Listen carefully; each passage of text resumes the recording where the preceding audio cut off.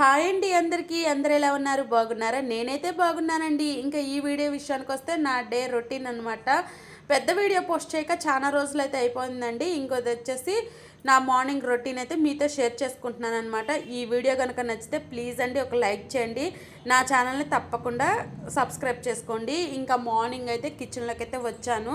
ఇప్పటికే పెద్ద పాప అయితే స్కూల్కి వెళ్ళిపోయిందనమాట. ఇంకా రాత్రి అంట్లన్నీ తోము పెట్టుకుంటాను కాబట్టి మార్నింగ్ అంత హడావుడి అయితే ఏముండదు. ఇంకా అవైతే జీలకర్ర, ధనియాలు, వాము ఇవేసి వాటర్ అయితే కాసుకుంటానండి. నేనైతే డైలీ ఆ వాటర్ అనేది తాగుతాను. ఇంకా పప్పు పొయ్యి మీద పెట్టాను, బియ్యం అయితే కడిగి పెట్టేశానమాట. పాపకి ఏంటంటే 11:30 కల్లా క్యారేజీ అయితే తీసుకెళ్తారనమాట మా వారు. అందుకే ఇంకా గబగబా వంట కూడా చేస్తున్నాను. ఇంకా మా పెద్ద పాప ఏంటంటే స్కూల్కి వెళ్ళిపోయింది కదా, చిన్న వచ్చి కొంచెం లేట్గా లేచిద్ది అనమాట. ఈ ఇయర్ తిన్న కూడా స్కూల్లోకి అయితే వెయ్యాలి. ఇంకా చూడండి, లెగమ్మ అంటే అస్సలు లేగట్లేదు. నేను దుప్పట్లు మడతేస్తున్నా కూడా అటు తిరిగి పడుకుంటుంది, ఇటు తిరిగి పడుకుంటుంది. ఇంక ఇలా ఉండిద్ది మా చిన్నదాంతో అయితే మటుకి. ఇంకా అంతలోకి ధనియాల వాటర్ అయితే కాగిపోయినాయి అనమాట. వచ్చేసి ఫస్ట్ థైరాయిడ్ టాబ్లెట్ వేసుకుంటానండి. థైరాయిడ్ టాబ్లెట్ వేసుకున్న తర్వాత ఒక 30 మినిట్స్ తర్వాత అయితే నేను ఈ జీలకర్ర, సోంపు ఇవి వేసిన వాటర్ అయితే తాగుతాను. ధనియాల వాటర్ అనేది థైరాయిడ్ ఉన్న వాళ్ళు కంపల్సరీగా తాగాలంట.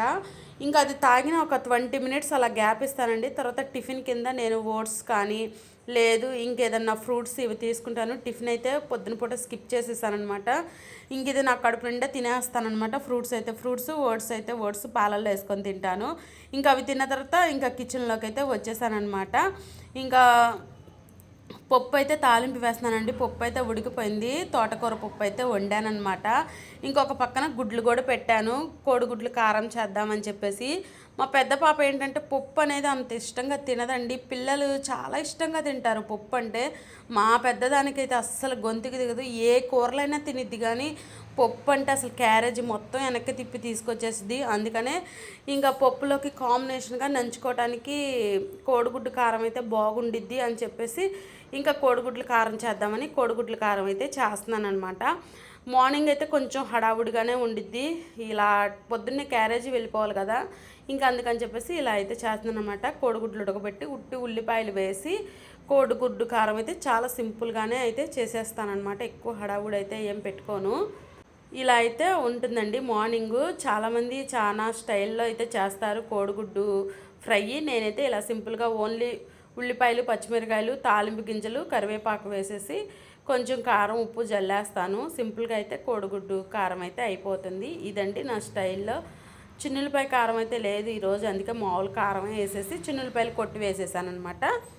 ఇంకా తర్వాత ఒక పావు గంట అలా అయిపోయింది. తర్వాత వచ్చి కాఫీ అయితే పెట్టుకొని తాగుతున్నాను. అబ్బా, కాఫీ కానీ టీ కానీ తాగకపోతే అస్సలకి నా తలకాయ నొప్పి వచ్చేసిద్ది అనమాట. ఇంకా అలవాటు అయిపోయిన ప్రాణాలు కదా ఫస్ట్ నుంచి. ఇప్పుడు పాటించాలంటే పాటించలేకపోతున్నాను. కానీ కాఫీ కానీ టీ కానీ షుగర్లెస్ అయితే తీసుకుంటున్నాను అనమాట. పంచదార కానీ బెల్లం కానీ ఏమీ వాడట్లేదు నేనైతే ప్రజెంటు. ఇంకా తీపి తగ్గించేసేయాలని ఇలా అయితే చేస్తున్నాను. తర్వాత క్యారేజీ కానీ పాపకైతే మొత్తం క్యారేజీ అయితే రెడీ చేస్తున్నాను. ఒక యాపిల్ అని ఒక చాక్లెట్ అయితే పెట్టేశాను స్నాక్స్ కింద మధ్యాహ్నానికి.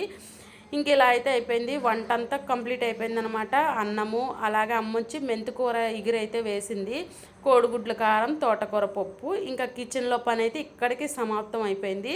ఇక మా చిన్న పాపకి నీళ్లు పోయాలి, జడ వేయాలి. ఇంతలోకి వాళ్ళ నాన్న క్యారేజీ తీసుకెళ్తానికి వచ్చి వాళ్ళ చిన్న కూతురిని ముద్దులు అయితే పెట్టుకుంటున్నాడు. ఇంకా మా జానుకు కూడా స్నానం చేపించాలండి. జళ్ళన్నీ కూడా వేసేసి ఇంక మా జాను పని చూడాలి. ఇక్కడి నుంచి అప్పటికే టైం వచ్చేసి 10:30, 11 అయితే అయిపోతుంది. ఇంక ఇద్దరం కూడా స్నానం చేసేసి ఇంక మా చిన్న పాపనైతే రెడీ చేస్తున్నాను. మా చిన్నది చూడండి, అసలు ఎన్ని కెమెరా ఆన్ చేసామంటే చాలు ఎక్కడలేని నృత్యం, నాట్యం అన్నీ వచ్చేస్తాయి అనమాట దానికి. ఇంకా అమ్మమ్మ వాళ్ళ ఇంటికైతే వెళ్తున్నాము మా చిన్నదాన్ని తీసుకొని. అమ్మ అయితే ఆల్రెడీ వెళ్ళిపోయింది పొద్దున. ఇంకా అందుకని చెప్పేసి అమ్మమ్మ వాళ్ళ ఇంటికైతే వెళ్తున్నాము.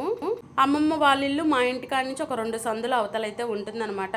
ఫుల్ ఉసిరికాయలు అయితే ఉన్నాయి మా అమ్మమ్మ వాళ్ళ చెట్టు నిండా. మా మేనమామ అనమాట, మా మేనమామ అయితే కోసిస్తున్నాడు మాకు. ఇవి తినే ఉసిరికాయలండి, మొత్తం పండిపోయినాయి అనమాట.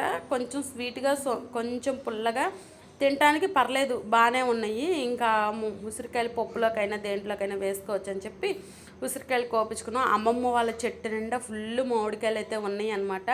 ఇంకా అమ్మ ఏంటంటే తొక్కు పచ్చడి చేద్దాము ఇంట్లో అని చెప్పేసి అంది. ఇక అందుకోసం అని చెప్పేసి మామిడికాయ తొక్కు పచ్చడికైతే కొన్ని ముదురు మామిడికాయలు అయితే కోసాను. లేతగానే ఉన్నాయి కాయలన్నీ. కొంచెం వాటిల్లో పెద్దగా ఉన్న కాయలు ఒక 2 అయితే సెలెక్ట్ చేసుకొని కోసుకున్నాను అనమాట. ఇంక ఇవన్నీ తీసుకొని ఇంక మళ్ళీ ఇంటికైతే బయలుదేరిపోయాము. అప్పటికే టైం వచ్చేసి 12:30 అలా అయితే అవుతుందండి. ఇదిగోండి కాసిన ఉసిరికాయలు, కొన్ని మామిడికాయలు అయితే తీసుకొచ్చాను. ఇక ఇంటికి తీసుకొచ్చి భోజనం చేసేసిన తర్వాత కనకాంబరం పూలు అయితే ఉన్నాయి, అవి అయితే కట్టుకుంటున్నాను. ఇంక ఇంతేనండి ఈ వీడియో. మళ్ళీ నెక్స్ట్ వీడియోలో మళ్ళీ కలుసుకుందాం. నా వీడియో కనుక నచ్చితే ప్లీజ్ అండి లైక్ చేయండి, నా ఛానల్ని సబ్స్క్రైబ్ చేసుకోండి. Bye bye.